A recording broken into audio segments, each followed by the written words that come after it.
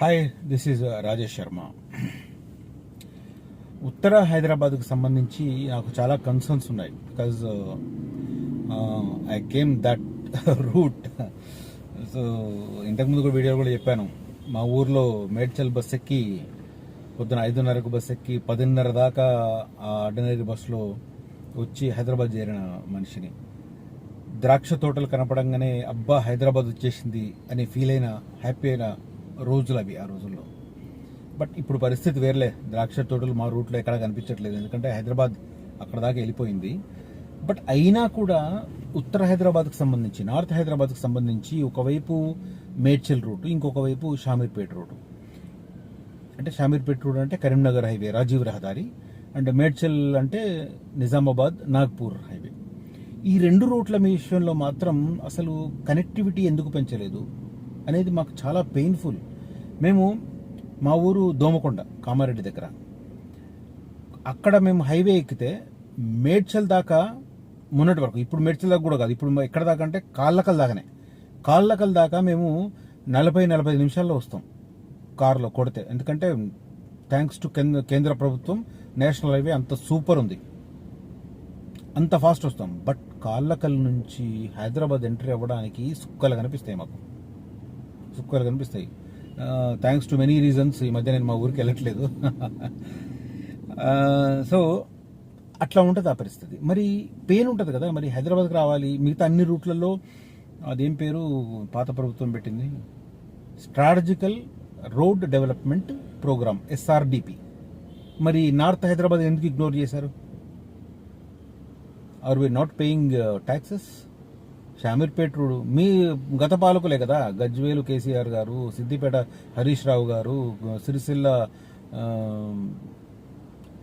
కేసీఆర్ కొడుకు గారు, కరీంనగర్ అంతా వాళ్లే కదా. ఎందుకు చేయలేదు మరి? ఇటువైపు వస్తే ఈ రూట్ కూడా చాలా కీలకం, బట్ జరగలేదు. జరగనప్పుడు దాన్ని ఏదో రకంగా కాంపెన్సేట్ చేయాలి కదా, చేయలేదు. ఇప్పుడు లేటెస్ట్ డెవలప్మెంట్, నిజంగా చాలా చాలా డెవలప్మెంట్, హ్యాపీ డెవలప్మెంట్ నేను అనుకుంటా. ఫిబ్రవరిలో ఇటు ప్యారడైజ్ నుంచి బోయిన్పల్లి చౌరస్తా వరకు 5.5 కిలోమీటర్లు ఒక డబుల్ డెక్కర్ ఫ్లైఓవర్కి ఫౌండేషన్ స్టోన్ ఇస్తారు. అఫ్ కోర్స్ అది కూడా పొలిటిసైజ్, మళ్ళీ ఏదో గవర్నమెంట్ కమిటీలతో ఇస్తుందని నేను కూడా అనుకోను.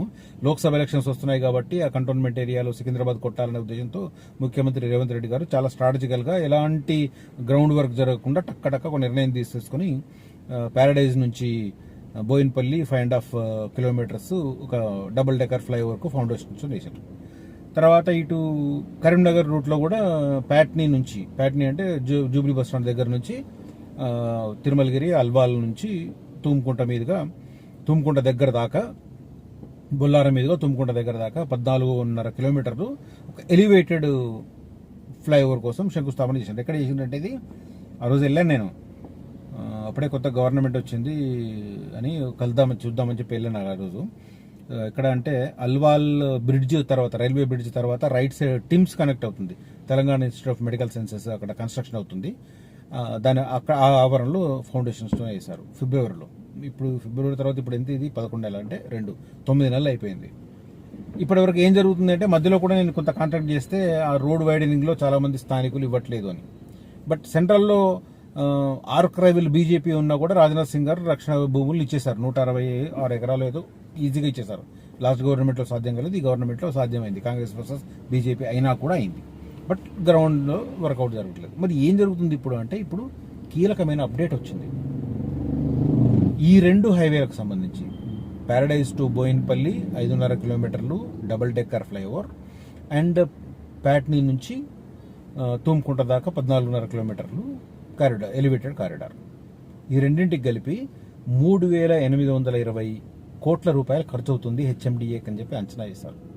నిజంగా ఈ విషయంలో ఇవాళ latest development, I really appreciate that. అంటే యాక్చువల్ దానికి ఒక పదం వాడారు, నిజంగా ఐఎమ్ సారీ, అది చెప్పాలి నేను. ఆ పదం చెప్పకపోతే ఈ వీడియో చేసి కూడా ఉపయోగం లేదు. ఈక్వల్ వాల్యూ ఇన్ఫ్రాస్ట్రక్చర్ అనే పేరు మీద ఏం చేస్తున్నారంటే, ఆ సరౌండింగ్లో ఎవరైతే భూములు కోల్పోతున్నారో వారికి ఆ ఈక్వల్ వాల్యూకి వాళ్ళకి వర్త్ ఇవ్వడానికి, ఇంకో భూమి ఇవ్వడానికి గవర్నమెంట్ ఒక నిర్ణయం తీసుకుంది. ఇంతకుముందు ఏమనుకున్నారంటే, ఆ రోడ్ వైడనింగ్లో ఎవరైతే భూములు పోతున్నారో వాళ్ళకి టీడీఆర్స్ ఇద్దాం అనుకున్నారు. టీడీఆర్తో చాలా మందికి ఉపయోగం ఉందా లేదా అనేది అర్థం కావట్లేదు. కొంతమంది టీడీఆర్లు ఇవ్వడం ఎందుకు, మీరు 200 ఫీట్ల రోడ్ ఎక్స్పాండ్ చేయొద్దు, 100 ఫీట్లు చాలు, మీరు ఎందుకంటే పైనుంచి ఎలివేటెడ్ వేస్తున్నారు కదా, అవసరం లేదని చెప్పి కూడా కొంతమంది మాట్లాడారు. సో అది వేరే విషయం, ఇది వేరే విషయం. బట్ ఇప్పుడు లేటెస్ట్గా ఏంటంటే ఆ భూములు కోల్పోతున్న వాడికి ఈక్వల్ వాల్యూ ఇన్ఫ్రాస్ట్రక్చర్ కింద 303 కోట్ల రూపాయలు గవర్నమెంట్ రిలీజ్ చేసింది. ఎవరైతే ల్యాండ్ కోల్పోతున్నారో వాళ్ళకి ఆ పక్కనే ఆ ఈక్వల్ వాల్యూతో ల్యాండ్ ఇవ్వడానికి. ఇది నిజంగా చాలా ఇంట్రెస్టెడ్. ఒకవేళ ఇదే ఒక 6 నెలల కింద జరుగుంటే ఈ పాటికి టెండర్స్ పిలిచేదాకా వెళ్ళేది ఆ రూట్లో. బట్ ఇప్పుడు లేటెస్ట్గా అంటే ఏమంటారు చూడ, నెవర్ దెన్ ఏమంటారు, ఒక సారీ మర్చిపోయాను నేను యాక్చువల్గా, నెవర్ దెన్ లేటర్ ఏదో ఉంటుంది. ఆ రకంగా ఇవి ప్రోగ్రెస్ ఈ ఏరియాలో దీనికి సంబంధించిన డెవలప్మెంట్ చూస్తున్నాం మనము. కంటోన్మెంట్ ఏరియాలో అండర్ గ్రౌండ్ డ్రైనేజ్ వ్యవస్థను డెవలప్ చేయడంతో పాటు Seshachala colony, Picket, LIC, Jubilee bus station, ఎంట్రోజ్ గుండా నుంచి పాలే ఆ నాలాకు సంబంధించి రిటైనింగ్ వాల్స్ చేస్తున్నారు. దాంతోపాటు రాయల్ ఎన్క్లేవ్, పార్క్యూ ఎన్క్లేవ్, సేల్, భావనానగర్, చిన్నతోకట్ట, బేగంపేట ఎయిర్పోర్ట్ నుంచి అక్కడ నుంచి ప్యాట్నీ ఇదంతా రూట్లో కూడా రిటైనింగ్ వాల్స్ చేస్తున్నారు. దాంతోపాటు ఇంకొక కీలకమైన నిర్ణయం ఏంటంటే ఎలివేటెడ్ కారిడార్ ప్రాజెక్టుకు సంబంధించిన వర్కులు స్పీడప్ చేయడానికి ఒక స్పెషల్ కమిటీని ఏర్పాటు చేయాలని గవర్నమెంట్ నిర్ణయించింది. దీంట్లో ఎవరెవరు ఉంటారు అంటే సంప్రదింపులు జరగాలి కాబట్టి హెచ్ఎండి అధికారులు ఉంటారు, జిహెచ్ఎంసీ అధికారులు ఉంటారు, రక్షణ శాఖ భూములు ఉన్నాయి కాబట్టి వాళ్ళు ఉంటారు, దాంతోపాటు ఎయిర్పోర్ట్ ల్యాండ్ కూడా ఉంది కాబట్టి ఎయిర్పోర్ట్ అథారిటీ వాళ్ళు ఉంటారు. సో ఈ 4 శాఖలకు సంబంధించిన అధికారులు సమన్వయంతో ఒక నిర్ణయం తీసుకుంటే ఆ రూట్లో పనులు స్పీడప్ అవుతాయి. ఎవరెవరు? GHMC, HMDA, defence and airport authority. వీళ్ళ ద్వారా వర్క్ జరిగితే అప్పుడేంటంటే ల్యాండ్ సేకరణకు సంబంధించిన ఒక క్లారిటీ వస్తుంది. దాని ప్రకారం స్పీడప్ చేయడానికి అని చెప్పి చేస్తున్నారు. సేమ్ టైం భూముల సేకరణ అండ్ యూటిలిటీస్ ఏవైతే ఉన్నాయో వాటిని షిఫ్ట్ చేయాలి. ఆ షిఫ్ట్ చేసే పరస్పరం కూడా ఈ స్కోప్ చేయడానికి ప్రయత్నం చేస్తున్నారు. సో ఎట్లాస్ట్ నేనైతే హ్యాపీ, ఎందుకంటే ఫిబ్రవరిలో మా రూట్ మీద ఈ 2 అట్టహాసంగా శంకుస్థాపనలు వేశారు. అఫ్ కోర్స్ అది పొలిటికల్, ఖచ్చితంగా political decision. Elections, Lok Sabha elections వస్తున్నాయని చెప్పి ఏదో ముఖ్యమంత్రి గారు హడావిడి చేశారు. సో గత ప్రభుత్వం ఇగ్నోర్ చేసింది, అది వేరే విషయం.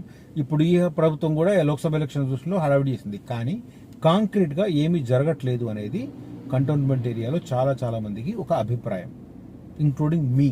ఎందుకంటే నేను అదే ఏరియాలో ఉంటాను కాబట్టి, ఉండను బట్ నేను ఎవ్రీడే ఆ రూట్ నుంచి వెళ్తుంటాను కాబట్టి ప్రతిరోజు సమస్యలు చూస్తుంటాను ఆ రూట్. ఆఫ్టర్ ఆల్ ఆ రూట్లో కూడా మేము డబ్బులు కడుతున్నాం కదా, పన్నులు కడుతున్నాం కదా, మా రోడ్లు ఇంత దరిద్రంగా ఎందుకు ఉండాలి? మళ్ళీ చెప్తున్నాను, 16A రూట్ ఉంటుంది. అబ్బా 4-5 ఏళ్ళు అయింది ఆ రూటు, పరమ దరిద్రం. ఎందుకు కాంక్రీట్ తీసుకోరో అర్థమే కాదు. 16C రూట్ ఉంటుంది, ఆ రూట్ కూడా అంతే. రోడ్ ఎందుకు రిపేర్ చేయాలో అర్థం కాదు. 16C/R రూట్ ఉంటుంది, ఆ రూట్ కూడా ఎందుకు రిపేర్ చేయాలో అర్థం కాదు. ఇక నేరెడ్మెట్ రూట్లో 16A రూట్లో ఆ రైల్వే గేటు ఒక్కసారి గేట్ పడిందా నా సామిరంగా సుక్కలు కనబడాలి.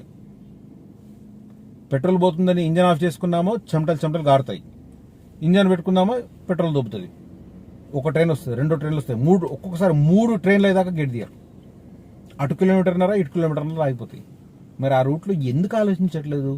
అండర్ పాస్, ఫ్లైఓవరో ఆలోచించాలి కదా. అంటే కొన్ని ఏరియాల మీద ఫోకస్ ఎక్కువ ఉంటుంది, కొన్ని ఏరియాల మీద తక్కువ ఉంటుంది. వాళ్ళు రిసైడ్ అయ్యే ఏరియాల మీద ఫోకస్ ఉంటుంది. ఎందుకంటే ఇప్పుడు పరిపాలనలో ఉన్న ప్రతి ఒక్కరు జూబ్లీ హిల్స్, మాదాపూర్ ఆ ఏరియాలో కదా కింగ్స్. మా రూట్లు కాదు కదా, కంటోన్మెంట్లు, మల్కాజ్గిరీలు ఇవి కాదు కదా. ఈ ఏరియాలో పన్నులు కట్టే వాళ్ళ డబ్బులు కాదు కదా, ఏదో ఫ్రీగా వచ్చిన డబ్బులు కడుతున్నారు కదా. It's a pain, understand please. So ఇది ఓవరాల్గా కనీసం అట్లీస్ట్ ఇప్పుడైనా ఈ ఎలివేటెడ్ కారిడార్స్ విషయంలో గవర్నమెంట్ ఫండ్ కేటాయించడానికి సిద్ధమైంది. సో ఈ 2 రూట్లలో కూడా రియల్ ఎస్టేట్కి సంబంధించి ఇది కొద్దిగా ఊతమిస్తుంది. ఇంతకుముందు ఒక వీడియో చేశాను, జినం వ్యాలీ, కరీంనగర్ రూట్లో చాలా కంపెనీలు ముందుకు వస్తున్నాయని. సేమ్ టైం తుమ్కుంట దాకా ఈ 14 కిలోమీటర్ల ఎలివేటెడ్ కారిడార్ కూడా వస్తే ఇది కూడా కరీంనగర్ హైవేకి సంబంధించి రియల్ ఎస్టేట్ విషయంలో చాలా పెద్ద ఇష్యూ అవుతుంది, పెద్ద ప్లస్ పాయింట్ అవుతుంది. Hopefully things will happen very soon అని నేను అనుకుంటున్నాను. ఈ ఇన్ఫర్మేషన్ షేర్ చేసుకున్న ఉద్దేశంతో మీకు ఈ వీడియో చేస్తున్నాను. ఒకవేళ మీకు ఈ వీడియో నచ్చితే మాత్రం లైక్ చేయండి, షేర్ చేయండి. నా ఛానల్ని సబ్స్క్రైబ్ చేసుకొని వాళ్ళు ఇంకా చేయండి, సబ్స్క్రైబ్ చేయండి, నన్ను ఎంకరేజ్ చేయండి. Thank you for watching this video. Signing off Rajesh Sharma.